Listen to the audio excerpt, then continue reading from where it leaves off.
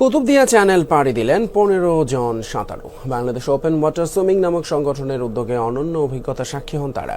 কুতুবদিয়ার পর্যটন সম্ভাবনা তুলে ধরা এবং পুকুর জলাশয়ে পড়ে শিশু মৃত্যুর হার কমাতে সচেতনতা তৈরি করতেই ছিল এই আয়োজন।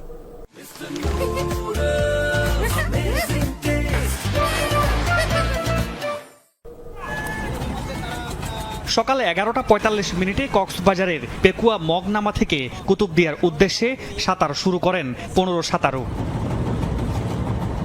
দীর্ঘ ৫ কিলোমিটার কুতুবদিয়া চ্যানেলটি ১ ঘন্টা ২৫ মিনিটে পাড়ি দিয়ে প্রথম হন সাইফুল ইসলাম রাসেল।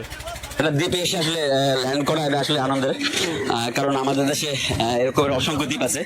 সেই দ্বীপগুলো আসলে পরিচিতি করতে পারলে আমাদের জন্য আসলে ভালো।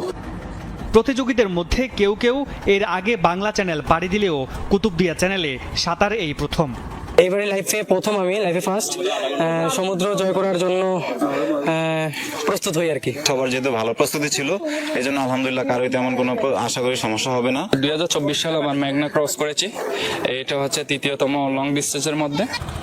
কুতুবদিয়ায় পর্যটন সম্ভাবনা তুলে ধরার পাশাপাশি পুকুর জলাশয়ে পড়ে শিশু মৃত্যুর হার কমাতে সচেতনতা তৈরি করা এ আয়োজনের লক্ষ্য।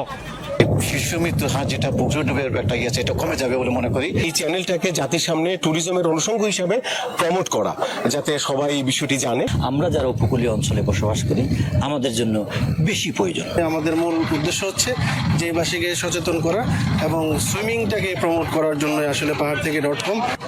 কুতুবদিয়ার এই চ্যানেল আবিষ্কৃত হয় ২০২২ সালে। সেবার পাড়ি দেন ৩ সাঁতারু।